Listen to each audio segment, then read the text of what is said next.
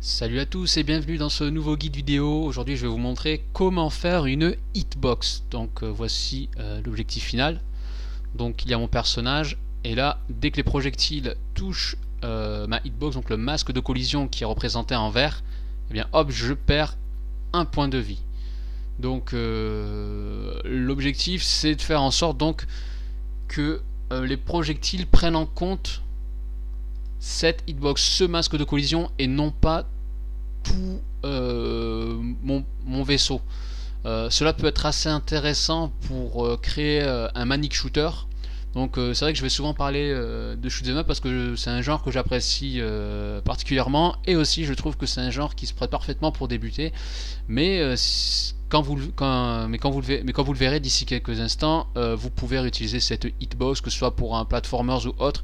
Il vous suffira donc juste de modifier la taille. Bien évidemment, plus la taille sera grande et plus le jeu sera délicat à gérer. Là, comme vous pouvez le voir, je me fais vite lyncher. Donc là-dessus, après, c'est à vous de voir quel genre de jeu vous voulez créer. Si jamais vous voulez faire un genre vraiment très old school avec peu de projectiles, vaut mieux favoriser donc une hitbox qui est à peu près à la taille de notre vaisseau, voire même supérieur si jamais vous voulez être méchant, ou alors si jamais vous voulez créer un jeu où il y a beaucoup de projectiles, et bien dans ce cas je vous recommande de réduire la taille de la hitbox. Donc je la laisse carrée par défaut, vous pouvez la faire rectangle, rond, ça c'est à vous de voir, donc je la laisse plutôt carrée. Donc sur ma scène il y a le boss, il y a mon personnage. Au niveau de ses mouvements, c'est 8 directions. Je ne vais pas modifier par rapport à d'autres vidéos que j'ai fait, donc ça reste le même principe. Donc le boss reste, il reste immobile. J'ai ajouté un élément en vie. Donc j'ai ajouté un autre objet actif qui sera donc ma hitbox, un objet actif qui sera les projectiles ennemis, et j'ai ajouté cet objet Click Team Movement Controller. Donc clic droit, insérer objet, autre objet, et il se trouve ici. Vous allez comprendre d'ici quelques instants pourquoi. Donc je vais dans le tableau de programmation, on peut le voir, donc là, hop, désolé, un doublon. Ce sera programmé techniquement en 3 lignes, mais je vais ajouter une autre ligne, vous allez comprendre pourquoi d'ici quelques instants. Donc je vais demander dans un premier temps à ce que la hitbox de mon vaisseau soit positionnée justement sur mon vaisseau à un endroit précis. Donc je vais demander à faire en sorte que la hitbox soit toujours constamment collée sur mon vaisseau. Donc pour cela, je vais donc cliquer nouvelle condition, clic droit sur spécial, toujours. Ensuite, je vais là où il y a ma hitbox, clic droit, position, sélectionner la position. Et là, c'est à vous de choisir où est-ce que vous voulez mettre votre hitbox. Donc, dans une question de logique, donc je vais le mettre sur mon vaisseau. Et après, c'est à vous de choisir où est-ce que vous voulez le mettre. Par exemple, vous pouvez le mettre à l'arrière du vaisseau, sur l'aileron, sur l'avant. Ça, c'est à vous de choisir. Mais moi, par défaut, donc, hop, on va le mettre là. Donc, ça va être à peu près centré. Donc, ça veut dire que là, déjà, toujours la hitbox va rester collée sur mon vaisseau. Ensuite, une autre condition. Donc, au début de la scène, je vais ajouter 5 vies. Parce que par défaut c'est à 3 vies, mais là vous allez comprendre. Donc là c'était pour ça c'est pour l'exemple, mais grâce à cette ligne de commande vous saurez comment faire pour ajouter par exemple donc des vies. Donc là dès le départ je clique dès le départ je clique sur nouvelle condition, pardon, je vais demander à ce que dès le départ, donc début de scène, et bien que le jeu m'ajoute 5 vies. On peut en mettre 10, voilà, on peut en mettre 10. Donc ça, c'est à vous de voir en fonction de ce que vous voulez faire. Donc là, j'ai mis une deuxième scène, hop, il y en a 10, on peut le voir. Et donc, j'ai 10 points de vie. Donc voilà, ça c'est à vous de voir ce que vous voulez faire en fonction de votre jeu, si vous voulez créer un jeu plus ou moins difficile, si vous voulez vraiment récompenser le joueur ou non. Donc là-dessus, ce sera à vous de voir. Donc voilà, pour la condition comment ajouter des vies. Et ensuite, donc on va programmer le jeu pour que lorsque le projectile touche ma hitbox, eh bien, que le joueur perde un point de vie et que le projectile soit détruit. C'est recommandé, sinon si le projectile est toujours actif, ça peut enchaîner le joueur. Si jamais vous avez une grosse hitbox, ça peut lui faire perdre plusieurs points de vie, donc vaut mieux le détruire. Donc pour cela, nouvelle condition, on va sur l'élément, sur mon projectile, clic droit, collision avec un autre objet, et donc là, ma hitbox. Donc là, il y a la condition, maintenant réaction.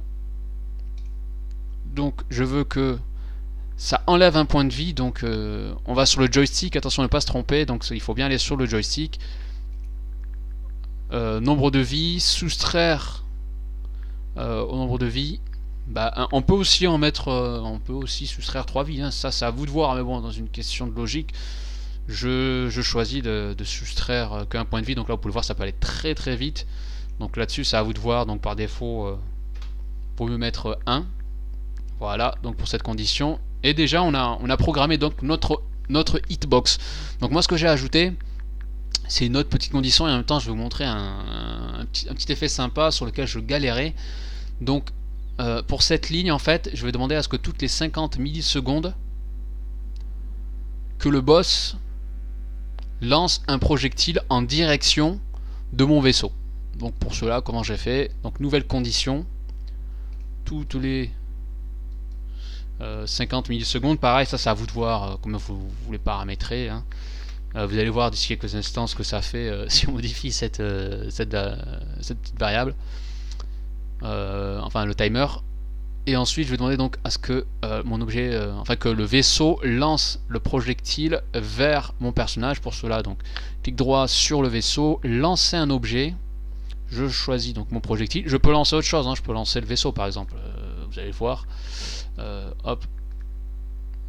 Tous les X temps ça va lancer le vaisseau. Bon là j'ai pas choisi la bonne direction, mais on peut lancer tout n'importe quoi. Après ça c'est à vous de rendre la scène logique. Donc en l'occurrence je vais plutôt lancer le projectile que j'ai prévu à cet effet. Donc lancer un objet, donc je sélectionne mon projectile, je peux choisir donc sa vitesse. Bon là on va mettre 20, et je vais mettre lancer en direction 2, et là je sélectionne mon personnage. Bon, désolé, il faut reparamétrer donc la vitesse. Voilà. Donc j'ai mis 20, et donc toutes les 50 millisecondes, ça va lancer un projectile vers mon vaisseau. Donc là on peut le voir. Donc là comme j'ai mis deux lignes de commande, pardon, ça a créé 2 projectiles. Mais donc voilà. Mais le problème c'est que avec cette ligne de commande, et je trouve ça assez embêtant, moi qui suis fan de shoot 'em up, c'est qu'il y a des angles morts. En fait, c'est que ça envoie les projectiles que dans, je crois, 32 directions, si je dis pas de bêtises. Et en gros, il faut vraiment que je sois sur l'une des directions pour que le projectile me vise. Ce qui veut dire que ça crée plein d'angles morts. Et je trouvais ça assez frustrant dès le départ, donc c'est pour ça que j'ai ajouté donc l'élément Click Team Movement Controller. C'est pour faire en sorte qu'en fait le vaisseau jette un projectile exactement à mon position, au positionnement du vaisseau au moment où le projectile a été créé.